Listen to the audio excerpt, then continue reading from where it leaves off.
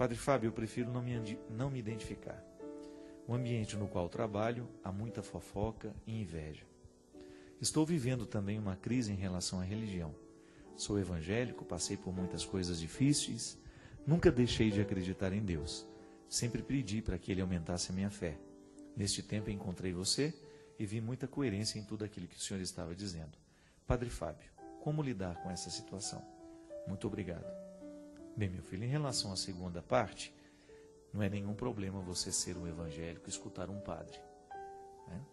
Nós não falamos aqui de absolutamente nada que possa ser agressivo àquilo que você crê. Então, junte-se a nós. Seja bem-vindo. Você pode continuar evangélico, que você será mesmo assim sendo bem-vindo à Canção Nova. A nossa programação é feita para você que acredita em Deus. Ponto. Não foi o Dalai Lama que disse isso? O Dalai Lama certa vez foi perguntado, né? Um rapaz perguntou para ele: Dalai Lama, qual é a melhor religião do mundo? Ele sorriu e disse assim: aquela que lhe aproximar mais de Deus. Aí o rapaz: mas pode ser qualquer uma? Aí ele falou: sim, mas tem outra coisa. Ela tem que lhe aproximar de Deus e ela tem que lhe tornar uma pessoa melhor. Esta é a melhor religião do mundo. E é justamente o que Jesus queria, né, minha gente? Tão bonito você identificar que o maior desejo de Jesus era nos revelar quem era o Pai e nos ensinar a ser como Ele. Porque Jesus é a encarnação dessa presença trinitária. Ele é a trindade econômica, né? Nós dizemos isso em teologia. Isto é, Ele é a manifestação plena de quem é Deus. Ele é o coração de Deus batendo entre nós. Ele é a mão de Deus estendida entre nós. Então nós olhamos para Ele e nós aprendemos. A sua primeira questão, essa questão da inveja, da fofoca, esse é mais antigo do que o mundo, né? Eu recebi essa semana, por um motivo muito especial, de um amigo meu, que eu amo profundamente. O nome dele é Murilo Guerra. Ele é de Petrópolis, dono de uma academia, ele é um exímio profissional de educação física. E o Murilo foi caluniado de uma coisa terrível. Em cidade pequena, você sabe como isso repercute, né? E eu vi o sofrimento do Murilo na semana passada, quando eu rapidamente passei por lá e fui e me encontrei com ele e a Adriana, que é a esposa dele. O Murilo tem uma família linda, que tem problemas como todos nós, mas eles são muito unidos, é muito bonito estar entre eles. E o Murilo foi acusado de uma coisa terrível, e a acusação, o boato nasceu justamente que a esposa dele havia pego o Murilo com uma outra pessoa. E o bonito foi ouvir da própria pessoa que estava, né, que teria sido a testemunha da traição, dizer, sorrindo, né, padre, falar esse absurdo do meu marido, da própria Adriana. E essa semana, sabe, gente, eu recebi dele, porque ele mandou para todos os amigos, que certamente ficaram do absurdo que falaram dele, e aí ele me mandou também um e-mail que se chama O Terceiro Filtro. É uma história muito simples. Dizem que Aristóteles, certa vez, recebeu um amigo que disse assim, o amigo dele chegou para o Aristóteles e disse assim, ah, você não sabe o que eu ouvi falar sobre o seu amigo. Aí o Aristóteles disse assim, peraí, antes de você me contar, vamos fazer um exercício? Você só vai me contar depois de passar a sua informação a partir de 3 filtros. Tudo bem, o amigo dele disse. Primeiro filtro, o filtro da verdade. Aquilo que você vai falar do meu amigo, você tem certeza que é verdade? E ele disse assim, não, eu não tenho certeza. Aí Aristóteles continuou, então não é certo o que você vai me falar. Ele disse, não, não é certo. Então antes de você me dizer, não sendo certo, eu quero que você me diga, o segundo filtro,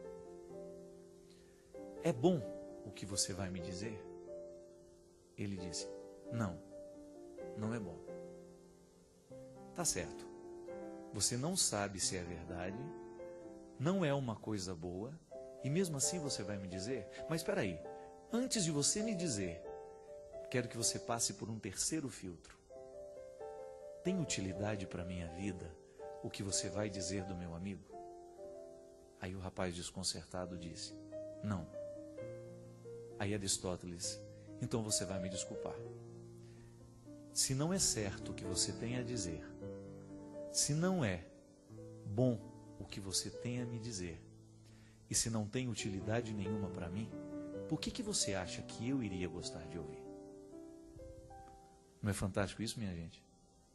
Se não é certo, se não é bom, se não é útil, por que você acha que eu iria querer ouvir isso? Na verdade, toda vez que uma pessoa se encoraja para contar uma fofoca para a gente, ela já está considerando que a gente é qualquer coisa, que a gente aceita qualquer conversinha.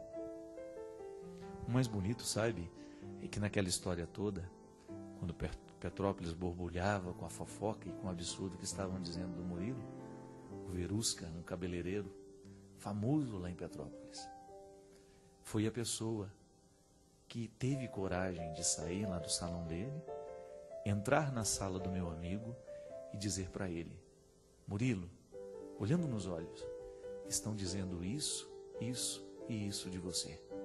E eu não acho justo. Enquanto toda a cidade comentava a boca miúda, né? Ah, você ficou sabendo? Fazendo isso, né?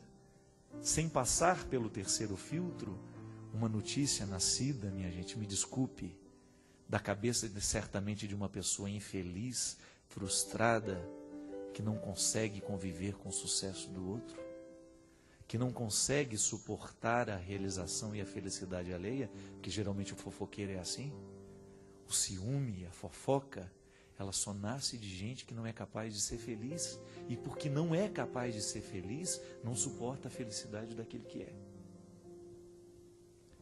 Verusca, naquele gesto de solidariedade cristão, demonstrando uma hombridade rara nos dias de hoje, quebrou o poder da fofoca. Sabe quando a gente quebra o poder da fofoca? Como ele fez. Dentro do meu salão não se fala absolutamente nada sobre o assunto. É assim que a gente quebra o poder da fofoca. Quando você começa a estabelecer os 3 filtros para poder ouvir o que as pessoas têm ali a dizer. Seu ouvido não é lixo para você ficar ouvindo qualquer coisa. Seu ouvido não é um território baldio para o outro vir julgar o lixo dele. E fofoca, minha gente, com todo respeito, é lixo. Vira e mexe vem me dizer: ficou sabendo do padre? Não, não estou sabendo de nada, mesmo que eu saiba. Sabe por quê? É um jeito que a gente tem de multiplicar a maldade. O Padre Joãozinho deu um exemplo bonito para mim essa semana numa conversa, né? De uma situação que eu tinha vivido, de um mal entendido que havia, e injustamente eu havia sido colocado como se eu tivesse errado na situação, numa diocese, num evento que teve. E aí, eu falei, mas aí depois que consertou, padre, não adiantou. Ele falou assim, depois que a gente estoura o travesseiro de pena, a gente nunca mais reúne as penas que a gente esparramou. É como você subir num alto monte, você pegar um travesseiro de pena e você arrebentá-lo, e o vento leva. Fofoca é isso. Nós nunca mais seremos capazes de reparar os estragos que uma fofoca faz na vida de uma pessoa. Porque depois que o boato esparrama, gente, é igualzinho pluma que você não tem mais condições de recolher. E às vezes, nós ferimos a integridade de pessoas que levaram anos e anos e anos com honestidade, com retidão de caráter, para construir, e depois uma noticiazinha boba, infeliz, mentirosa, fofoqueira, é capaz de julgar essa pessoa na lama. Eu não sei se tem uma coisa que nessa vida possa gerar mais inferno. Eu não sei. É tão triste, minha gente, nós pensarmos que uma palavra torta, descomprometida com a verdade, pode provocar a infelicidade do outro, tirar o sono. É tão triste isso, não é verdade? É tão triste isso. Quando você é acusado, quando a pessoa viu um detalhe da sua vida, ela achou que viu tudo e já saiu dizendo. Ela viu um detalhe da sua história e ela já saiu dizendo para todo mundo que ela te conhece, que ela viu que você fez aquilo. Pelo amor de Deus. Então, para nós, isso para mim, para você, toda vez que nós escutarmos uma história como essa, para paralisa o poder. Não permita que o diabo continue mentindo através da sua boca. Na maioria das fofocas, quem inspira isso no coração de quem vai contar, quem vai inventar a história, não é outra pessoa senão o diabo. E nós legalizamos a presença dele na vida cada vez que nós somos parceiros dele. Eu escuto, passo para frente. Ainda rio, como se eu tivesse absoluta certeza do que eu estou dizendo. Não é verdade, não é bom e não é útil, então eu não quero saber. Me privem. Me privem porque meu ouvido não é lixo. E o pior, sabe o que é? É que às vezes essas pessoas que são vítimas da fofoca nunca mais vão se recuperar na vida. Minha gente, olha o padre Lancelotti. Por mais que tenham tido evidências de que o padre pudesse ter dado algum dinheiro àquele rapaz, sabe o que é o mais triste nisso tudo? É que desde quando eu me entendo por gente, criança e padre nessa igreja, eu não vi aquele homem fazendo outra coisa senão cuidando dos pobres. Eu não vi aquele homem senão estabelecendo pacto com a verdade, com a justiça nesse país que anda cada vez mais rara. Eu não vi aquele homem fazendo outra coisa senão trabalhando de maneira séria, estabelecendo um discurso inteligente, coisa necessária na igreja nos dias de hoje. Aquele homem cheio de desejo, cheio de humanidade. Não me importa. Não me importa o que aconteceu. Não é justo que a gente faça a história de um homem ser reduzida ao pó por causa de um erro, ou por causa de uma evidência, ou por causa de um comentário, ou por causa de um testemunho de uma pessoa totalmente desqualificada do ponto de vista moral. Valeu a palavra do bandido. Não vem ao caso o julgamento se o padre está certo, se o menino está certo, se está errado. O que é terrível nessa história é a gente pensar, se aquilo foi uma fofoca, se aquilo foi um instrumento do maligno entre nós, ele destruiu a imagem de um homem. Isso que o diabo quer. Eu agora, nessa empreitada nova que eu estou vivendo, se tem uma coisa que eu não perco de vista é isso. Essa mídia, esse aparecer o tempo todo, isso é a coisa mais perigosa que pode existir para nós.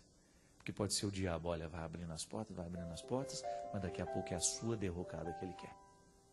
Eu vejo, gente, as perguntas que às vezes os jornalistas me fazem, eu fico parado ouvindo e depois eu pergunto, tá, o que isso agrega à igreja que eu quero anunciar? O que isso altera na vida das pessoas que eu quero evangelizar? Se o padre Marcelo apareceu na televisão, se o padre Zezinho faz esse trabalho de mais de 40 anos na TV, se o padre Joãozinho faz esse trabalho, se Monsenhor Jonas Abib, todos os padres que trabalham com comunicação, para que vão para a frente da televisão? É porque acreditam naquilo que estão dizendo. Por isso que é bom ser entrevistado em lugares que conhecem a seriedade do trabalho que a gente faz. Porque senão eles vão perguntar, qual que é a marca do seu relógio? Que sapato é esse que você está calçando? Que calça é essa que você está vestindo? Como se isso pudesse ser interessante à pessoa que eu evangelizo. Não. Isso é um detalhe mesmo, porque esse relógio pode ser um presente, essa calça que ele está usando pode ser um presente. Isso não vem ao caso. O que vem ao caso é a seriedade da vida que ele está vivendo. Isso a mídia muitas vezes não está interessada em dizer, não. A mídia quer a fraqueza, quer evidenciar o que é fraco. Por isso que é um perigo. É um perigo essas notícias de tudo que sai sobre as pessoas evidentes, porque às vezes nós julgamos pessoas preciosas fora por causa de manchetes mentirosas, caluniantes, absurdas, fruto do interesse maligno. O padre foi vítima disso. O padre Marcelo mesmo.